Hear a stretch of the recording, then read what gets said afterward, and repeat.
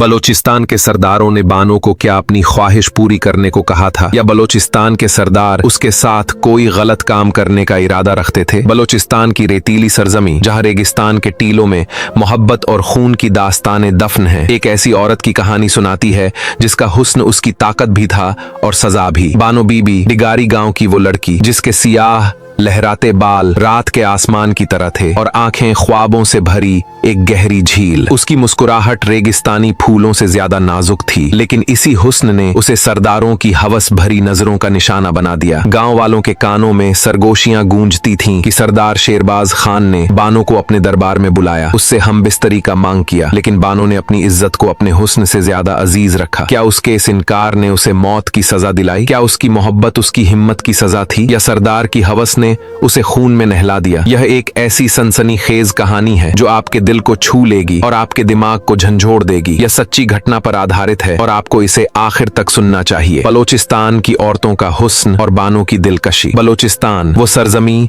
जहां रेत के टीलों में सदियों की दास्तानें सांस लेती हैं, जहां ऊंचे ऊंचे पहाड़ अपनी खामोशी में राज छिपाए रखते हैं और जहां हवा की हर लहर एक नई कहानी सुनाती है। इस सरजमीन की असल खूबसूरती इसकी औरतें हैं, जिनका हुस्न रेगिस्तान की रातों जैसा गहरा, रहस्यमयी और दिलों को मोह लेने वाला है। उनके लंबे सियाह चमकदार बाल जो रात के आसमान में तारों की चादर की तरह हैं, हवा में लहराते हैं और हर नजारे को अपनी तरफ खींच लेते हैं। उनकी आंखें जो मोहब्बत, ख्वाब, दर्द और हिम्मत की कहानियां सुनाती हैं, रेगिस्तान के कुओं की तरह गहरी और रहस्यमयी हैं। उनकी मुस्कुराहट जो रेगिस्तानी फूलों से ज्यादा नाजुक है, गांव की कच्ची दीवारों को रोशन कर देती है। लेकिन इन औरतों में एक नाम था जो डिगारी के छोटे से गांव की हर जबान पर था, बानो बीबी। बानो की खूबसूरती ऐसी थी कि जैसे रेगिस्तान में कोई चांद उतर आया हो। उसके बाल लंबे, घने और रेशमी जब हवा में लहराते तो गांव के नौजवानों के दिल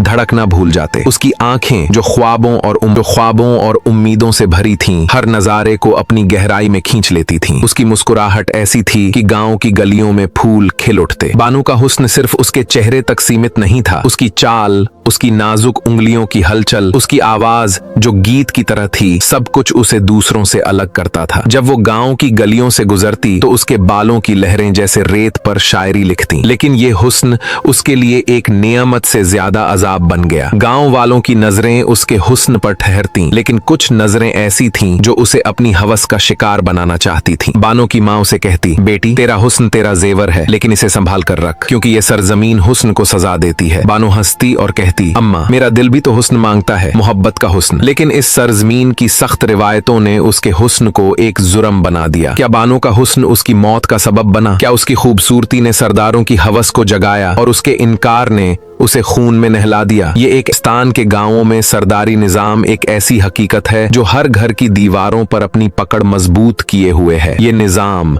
जो सदियों से चला आ रहा है, सरदारों को जमीनों का मालिक ही नहीं बल्कि लोगों की जिंदगियों, उनके फैसलों और उनके दिलों का भी मालिक बना देता है। सरदारों के दरबारों में अय्याशी के रंग जगमगाते हैं, जहां औरतों की खूबसूरती को एक चीज की तरह समझा जाता है। उनके बाल, उनकी आंखें, उनकी मुस्कुराहट, ये सब सरदारों की नजरों का शिकार बनते हैं। गांव की खूबसूरत लड़कियों को दरबारों में बुलाया जाता है, जहां उनकी मर्जी को कोई अहमियत नहीं दी जाती। कभी उन्हें जबरदस्ती शादियों में झोंक दिया जाता है, कभी उनकी आजादी छीन ली जाती है और कभी उनके हुस्न को सरदारों की हवस का ईंधन बनाया जाता है। डिगारी के सरदार शेरबाज खान, उसके दरबार में रातों को अय्याशी के रंग छाए रहते थे, जहां शराब की महफिलें सजती थीं और खूबसूरत औरतों को बुलाया जाता था ताकि सरदार की हवस की भूख मिटाई जा सके। बानो बीबी, जिसका हुस्न गांव की शान था, उसकी नजरों से न बच सकी। गांव वालों के कानों में सरगोशियां गूंजती थीं कि शेरबाज ने बानो को अपने दरबार में बुलाया था, उससे हम बिस्तरी का मांग किया था। लेकिन बानो ने अपनी इज्जत को अपने हुस्न से ज्यादा अजीज रखा। उसने सरदार के सामने सर झुकाने से इनकार कर दिया। क्या यह इनकार उसकी मौत की वजह बना? क्या शेरबाज की हवस ने उसे गैरत के नाम पर सजा देने का बहाना बनाया? सरदारी निजाम के जिरगों में फैसले नहीं, जुल्म के हुक्म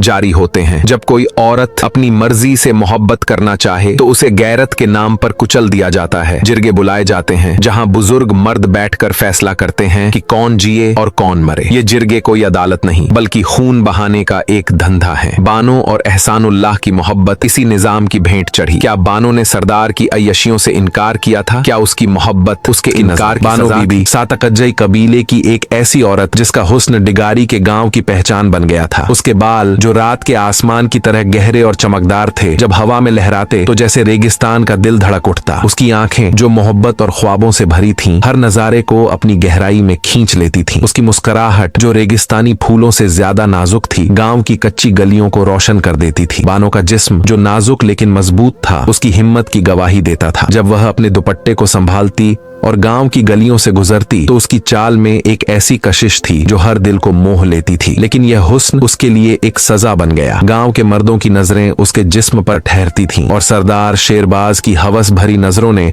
उसे अपना शिकार बनाने की कोशिश की। गांव वालों में सरगोशियां थीं कि शेरबाज ने बानो को अपने दरबार में बुलाया था, जहां उसे जबरदस्ती अपनी हवस का निशाना बनाने की कोशिश की गई। लेकिन बानो ने अपनी इज्जत को अपने हुस्न से ज्यादा अजीज रखा। उसने सरदार के सामने सर झुकाने से इनकार कर दिया। उसके बाल जो उसकी खूबसूरती की अलामत थे, अब उसकी हिम्मत की गवाही बन गए। लेकिन क्या यह हिम्मत उसकी मौत का सबब बनी? क्या बानो का हुस्न सरदारों की हवस का निशाना बन गया और उसके इनकार ने उसे खून में नहला दिया? बानो की खूबसूरती गांव की शान थी, लेकिन इसी हुस्न ने उसे एक ऐसी जंग में धकेल दिया जहां उसका जीतना नामुमकिन था। उसकी कहानी हर उस औरत की कहानी है जो अपने हुस्न की वजह से सजा पाती। एहसानुल्लाह की कहानी डिगाड़ी के उसी छोटे से गांव में शुरू हुई जहां रेत के टीलों ने उनके बचपन को देखा था। एहसान समालानी कबीले का एक सादा सा नौजवान जिसकी आंखों में हमेशा एक ख्वाब रहता था। वह और बानो एक ही गांव में पले बढ़े, एक ही धूप में खेले और एक ही रेत पर अपने ख्वाब बुने। लेकिन वक्त ने उन्हें अलग कर दिया। बानो की शादी हो गई, उसके बच्चे हुए और एहसान भी अपनी जिंदगी के बंधनों में बंध गया। लेकिन मोहब्बत कोई बंधन नहीं मानती। एक दिन जब बानो सूखी नदी के किनारे पानी लेने गई तो एहसान से उसकी मुलाकात हुई। उसकी आंखों में वही पुराना ख्वाब था और बानो के बाल जो हवा में लहरा रहे थे उसके दिल को फिर से जगा गए। दोनों ने चुपके चुपके मिलना शुरू किया। सूखी नदी के किनारे जहां रेत के टीलों ने उनके राज छिपाए, वे एक दूसरे से दिल की बातें करते। एहसान कहता, बानो तेरे बाल जैसे रेगिस्तान की रात है, गहरे और रहस्यमयी। बानो मुस्कुराती और कहती, एहसान मेरा दिल भी तेरे लिए लहराता है। उनकी मुलाकातें छिप छिप कर होती थीं, लेकिन गांव की नजरों से कुछ नहीं छिपता। बानो की मोहब्बत उसके दिल की आजादी थी, लेकिन यह आजादी उसे महंगी पड़ी। क्या बानो ने सरदारों के जुल्म से बचने के लिए एहसान का सहारा लिया? क्या उसकी मोहब्बत उसके इनकार की सजा थी? दिसंबर 2024 में एहसान ने बानो को भगा लिया, यह सोचकर कि वे रेगिस्तान के पार एक नई जिंदगी शुरू करेंगे। लेकिन उनकी मोहब्बत सरदारी निजाम की नजरों से न बच सकी। पाकिस्तान के गांवों में मुआशरती हालात औरतों के लिए एक जेल की तरह है। सरदारी निजाम ने उनकी आजादी को जंजीरों में जकड़ रखा है। बानो जैसी औरतें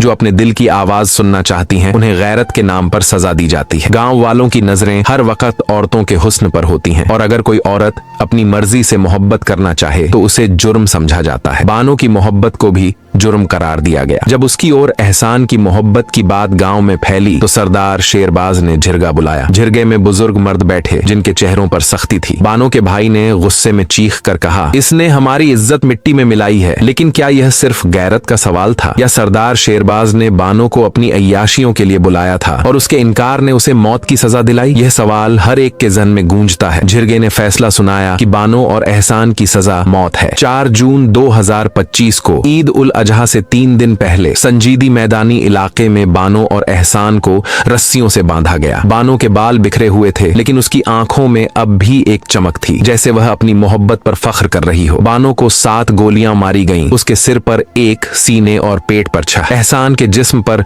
9 गोलियां लगीं। उनकी चीखें रेगिस्तान की खामोशी में गुम हो गईं। बानो के बाल जो कभी उसकी खूबसूरती की अलामत थे, अब खून से तर थे। बानो की माँ रोती रही। उसके हाथों में बानो के बालों की एक लट थी। वह कहती थी, मेरी बेटी ने सिर्फ मोहब्बत की, लेकिन उसे मौत दी गई। क्या बानो का कत्ल सिर्फ मोहब्बत की सजा था या सरदारों के इनकार की सजा? यह कहानी सिर्फ बानो की नहीं, बल्कि हर उस औरत की है जो अपनी आजादी मांगती है। बलोचिस्तान के रेगिस्तानों में बानो की चीखें अब भी गूंजती हैं और उसके बाल एक सवाल बन गए हैं। क्या यह सरजमी कभी औरतों को उनकी मोहब्बत की आजादी